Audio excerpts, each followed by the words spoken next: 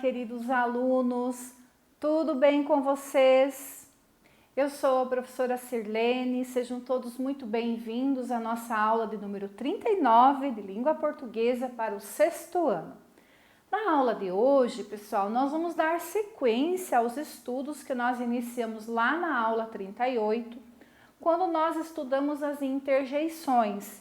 E hoje nós vamos estudar a locução interjetiva, tá? Então eu gostaria que vocês pegassem o caderno de vocês de português, colocassem já o título da aula, né? E ficassem preparados com o material, lápis, caneta, borracha para nós anotarmos, tá? Então aqui a prof trouxe uma imagem para mostrar para vocês e as palavrinhas que estão aqui nesta imagem, elas são locuções interjetivas, né? O que é que nós temos aqui? Graças a Deus, muito obrigada, puxa vida, que bom, são locuções interjetivas. Mas por que é que estas palavras são locuções interjetivas, né? Então este é o nosso conteúdo da aula de hoje, ok? Quando vocês vão se separando lá com o material, né, lápis, caneta, borracha, caderno, vamos aos objetivos da nossa aula, ok? Então nós temos os seguintes objetivos: reconhecer as locuções interjetivas lá nas orações e nos textos, que vocês saibam achá-las lá, né? E também diferenciar uma locução interjetiva de uma interjeição. Qual é a diferença? Certo? Vamos lá então. Mas o que é, né, essa tal da locução interjetiva? Para isso, a prof trouxe para vocês um poema do Carlos Drummond de Andrade que se chama O que se diz. Então ele escreveu assim para nós: o que se diz? Que frio, que vento, que calor, que caro, que absurdo, que bacana, que tristeza, que tarde, que amor, que besteira, que esperança, que modos, que noite, que graça, que horror, que doçura, que novidade, que susto, que pão, que vexame, que mentira, que confusão, que vida, que coisa, que talento, que alívio, que nada. Assim, em plena floresta de exclamações, vai se tocando para a frente. E aqui a prof deixou o parênteses com as reticências, porque eu peguei o trechinho, né, que é o início do poema, ele tem sequência. Caso vocês queiram conhecer o finalzinho, é só vocês pesquisarem pelo nome do poema, né, e o autor, Carlos Drummond de Andrade, olha só, o nome do autor, que vocês já vão encontrar a sequência do poema, tá? Vocês entenderam por que é que o poema se chama O que se diz? Né? São frases, são expressões que nós usamos no dia a dia, né? Para demonstrar os sentimentos, o modo com que nós estamos nos sentindo em determinadas situações, né? Observem também que sempre ao final de cada expressão nós temos o ponto de exclamação. Como nós já estudamos, né, esse sinal de pontuação é usado para demonstrar o sentimento, as sensações de quem é que está falando, né? Isso lembra as interjeições, né, que nós já estudamos anteriormente. O que é que são as interjeições? Aquelas palavrinhas que nós usamos na escrita para demonstrar como é que nós estamos nos sentindo, que sensações, que emoções que nós temos. Neste caso aqui, do poema do Carlos Drummond de Andrade, é o eu lírico, né? A voz que conversa conosco no poema, que nós já estudamos também, que não é o autor. Lembram? Eu lírico é a voz que conversa conosco. Então aqui, quando o eu lírico usa essas expressões, ele está demonstrando como ele se sente, que emoções, que sentimentos tem este eu lírico, né? Percebam, pessoal, que estas expressões, elas contêm mais de uma palavra, né? Olhem só, que frio, 2 palavras, todas elas estão compostas de 2 palavras, mas elas representam uma emoção, um sentimento, né? Quando eu digo, por exemplo, que vexame, como é que eu estou me sentindo? Envergonhada, né? Envergonhada. Então é um sentimento. Quando eu digo assim, que tarde, como é que eu estou me sentindo?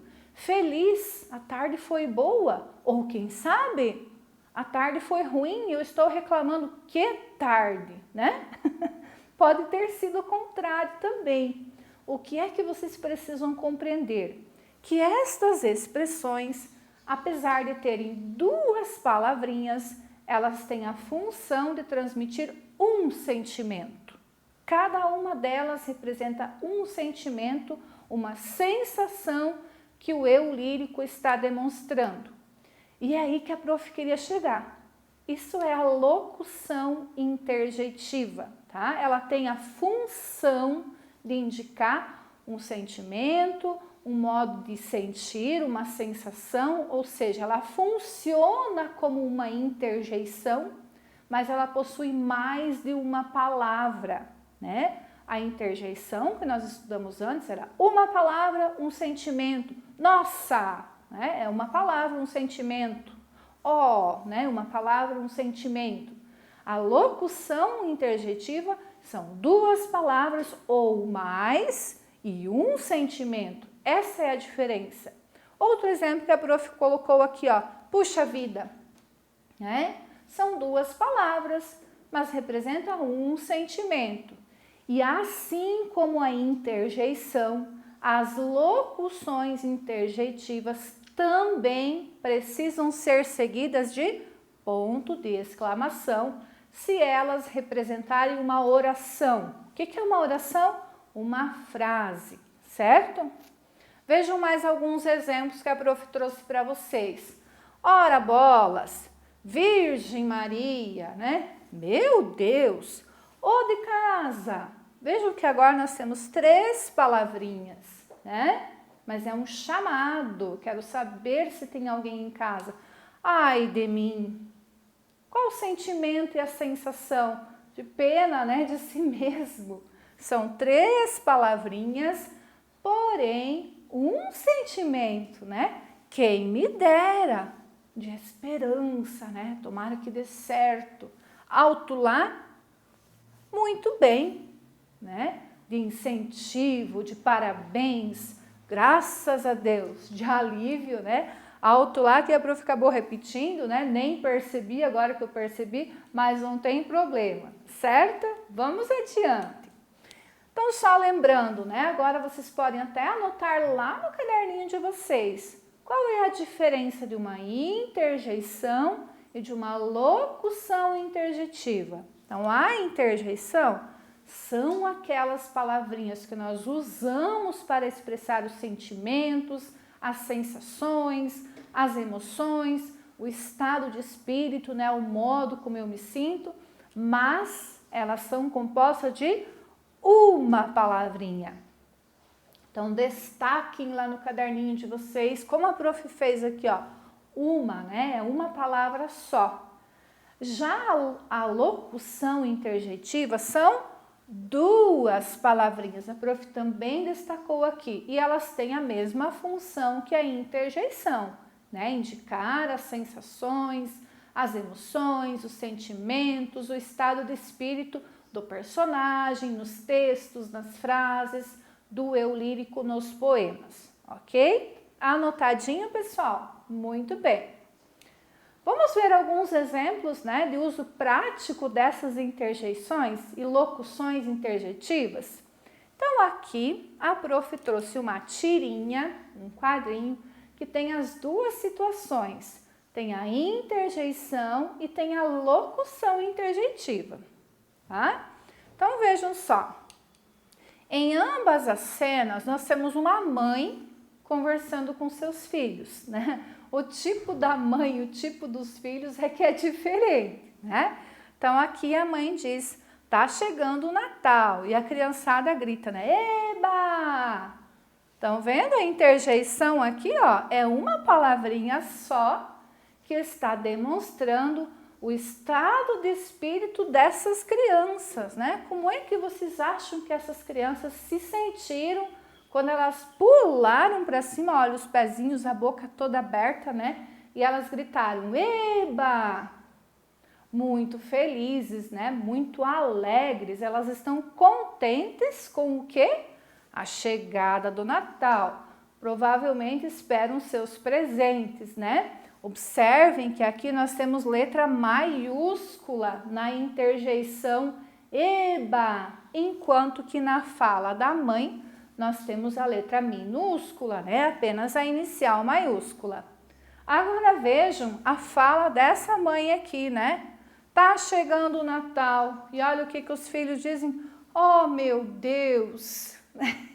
Então, como é que esses filhos aqui estão se sentindo, né? Muito tristes. Mas percebam, né, que apesar do sentimento ser de tristeza, nós temos 1, 2, 3 palavrinhas demonstrando essa tristeza. Então, essa é a diferença da interjeição, ó, uma palavra, um sentimento, né? Alegria, contentamento, que são sinônimos, felicidade, né? Sinônimos. E aqui, 1, 2, 3 palavras e um sentimento também, tristeza, né? Eles estão desapontados com a chegada do Natal. Já sabemos por quê, né? A tradição, o peru na noite de Natal ser um prato, né, a ser servido em algumas famílias. Então, eles estão tristes. Está chegando o Natal, né? A possibilidade de eles irem para a panela é grande. Daí o descontentamento deles, né? Adiante. Nas frases agora, né? Ó, meus parabéns. Você foi muito sábio na escolha, né? Então, nesta frase, por exemplo, nós temos 2 palavras, né? E um sentimento. Alguém está sendo parabenizado. E a voz que conversa, né, comigo e com vocês nessa frase está muito satisfeita. Se eu chego assim para vocês e digo, meus parabéns, vocês foram ótimos na escolha, vocês foram muito sábios na escolha. Como é que eu me sinto? Alegre com a escolha de vocês, eu fico satisfeita com a escolha de vocês. Alegria e satisfação, que são sinônimos, é uma palavrinha só. Porém, aqui eu tenho 2, né? Aqui eu não posso interpretar literalmente, aqui não é aniversário de ninguém, né? Não é aniversário de vocês quando eu digo meus parabéns, você foi muito sábio na escolha. Não é essa a função, entenderam? Então, a locução interjetiva é exatamente isso. Eu tenho 2, 3 palavras, como nós vimos, né? E um sentimento que representa essa expressão. Lembrando que, por que é que a gente usa esses recursos na escrita, né? Porque na fala a gente demonstra isso na entonação da voz, na expressão facial, na postura corporal, mas na escrita não tem nada disso.